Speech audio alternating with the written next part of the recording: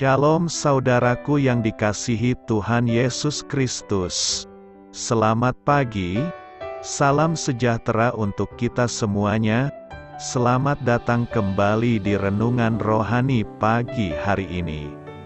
Semoga saudara yang terkasih dalam keadaan sehat selalu. Kiranya damai dan sukacita Roh Kudus melimpah di dalam hati dan pikiran saudara saat ini.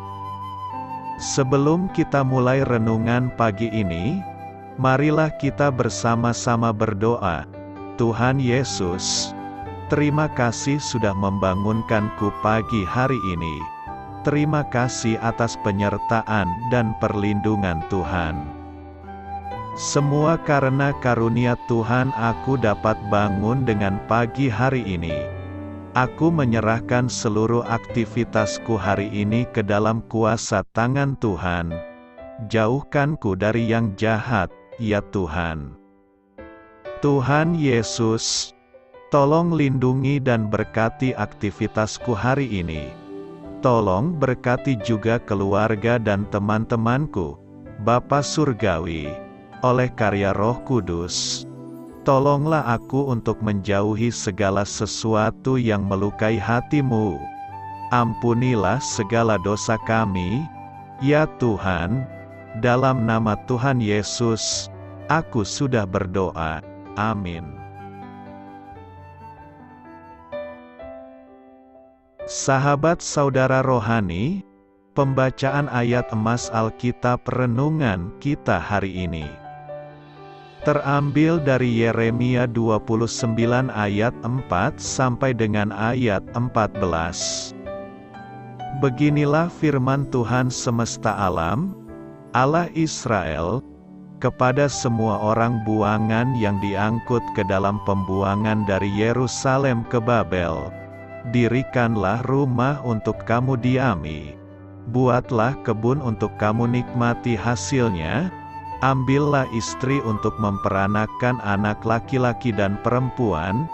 Ambilkanlah istri bagi anakmu laki-laki dan carikanlah suami bagi anakmu perempuan, supaya mereka melahirkan anak laki-laki dan perempuan, agar di sana kamu bertambah banyak dan jangan berkurang.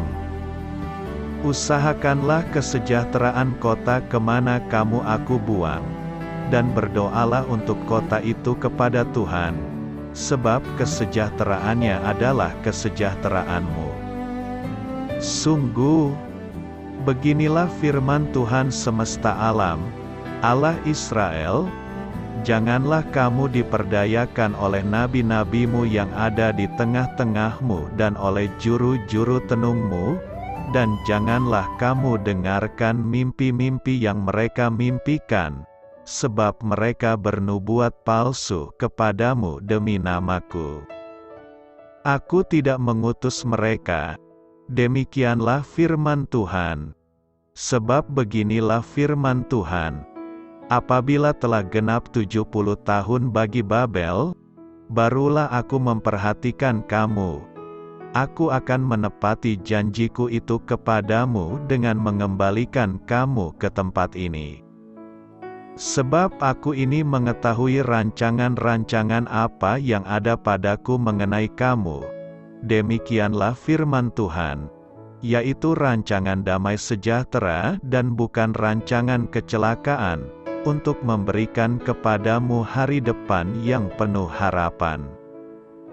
Dan apabila kamu berseru dan datang untuk berdoa kepadaku, maka aku akan mendengarkan kamu. Apabila kamu mencari aku, kamu akan menemukan aku. Apabila kamu menanyakan aku dengan segenap hati, aku akan memberi kamu menemukan aku. Demikianlah firman Tuhan, dan aku akan memulihkan keadaanmu dan akan mengumpulkan kamu dari antara segala bangsa dan dari segala tempat kemana kamu telah kucerai-beraikan. Demikianlah firman Tuhan, dan aku akan mengembalikan kamu ke tempat yang dari mana aku telah membuang kamu. Yeremia 29 ayat 4 sampai dengan ayat 14. Inti dari ayat emas renungan kita adalah: Aku memperhatikan kamu, aku akan menepati janjiku. Mari kita mulai renungan pagi kita. Judul renungan kita hari ini adalah Tanda-tanda Kehidupan, ditulis oleh Jennifer Benson Scott. Ketika putri saya mendapat hadiah sepasang kepiting untuk dipelihara, ia mengisi akuarium dengan pasir sehingga makhluk itu dapat memanjat dan menggali. Ia menyediakan air, protein, dan sisa-sisa sayuran sebagai makanan favorit mereka. Karena kepiting-kepiting itu tampak bahagia, kami sangat terkejut ketika suatu hari mereka menghilang. Kami mencari hewan itu kemana-mana. Akhirnya, kami tahu bahwa kemungkinan besar mereka berada di bawah timbunan pasir, dan akan terus di sana sekitar 2 bulan untuk menanggalkan cangkangnya. 2 bulan berlalu, dan kemudian 1 bulan lagi. Saya mulai khawatir kepiting-kepiting itu sudah mati. Semakin lama menunggu, semakin saya tidak sabaran, hingga akhirnya kami melihat tanda-tanda kehidupan dan kepiting-kepiting itu muncul dari bawah pasir. Saya pun bertanya-tanya apakah ketika bangsa Israel masih hidup sebagai orang buangan di Babel, mereka juga meragukan tergenapinya nubuat Allah atas mereka. Apakah mereka merasa putus asa? Apakah mereka khawatir akan tinggal di sana selamanya?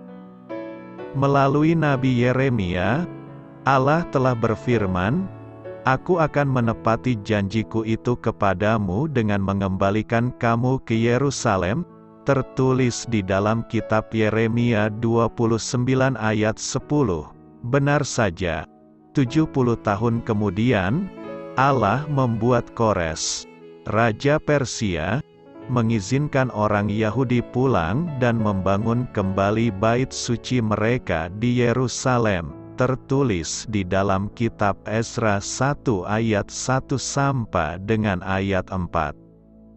Dalam masa penantian, ketika sepertinya tidak terjadi apapun, Allah tidak pernah melupakan kita. Saat Roh Kudus menolong kita bertumbuh dalam kesabaran, kita dapat mengetahui bahwa Dialah sumber pengharapan, yang setia pada janjinya, dan yang berkuasa atas masa depan. Amin. Marilah kita renungkan di dalam hati kita. Bagaimana Anda dapat terhibur dalam masa penantian, dengan memahami karakter Allah? Apa hubungan antara keraguan dan iman? Hal ini patut kamu ketahui. Terkadang Nabi Yeremia disebut sebagai nabi yang meratap, karena caranya berduka atas umat Israel yang dibawa sebagai tawanan ke Babel. Di Yeremia 13 ayat 17, kita membaca, Jika kamu tidak mau mendengarkannya, aku akan menangis di tempat yang tersembunyi oleh karena kesombonganmu. Air mataku akan berlinang-linang, bahkan akan bercucuran, oleh sebab kawanan domba Tuhan diangkut tertawan. Ayat ini hanyalah salah satu ekspresi sang nabi yang sering menangisi umatnya. Dapat kita lihat juga di dalam kitab Yeremia 9 ayat 1 dan ayat 18, kemudian Yeremia 14 ayat 17 dan Yeremia 31 ayat 16. Ratapan 2 ayat 11 juga menggambarkan kesedihan Yeremia saat ia melihat kejatuhan Yerusalem. Amin.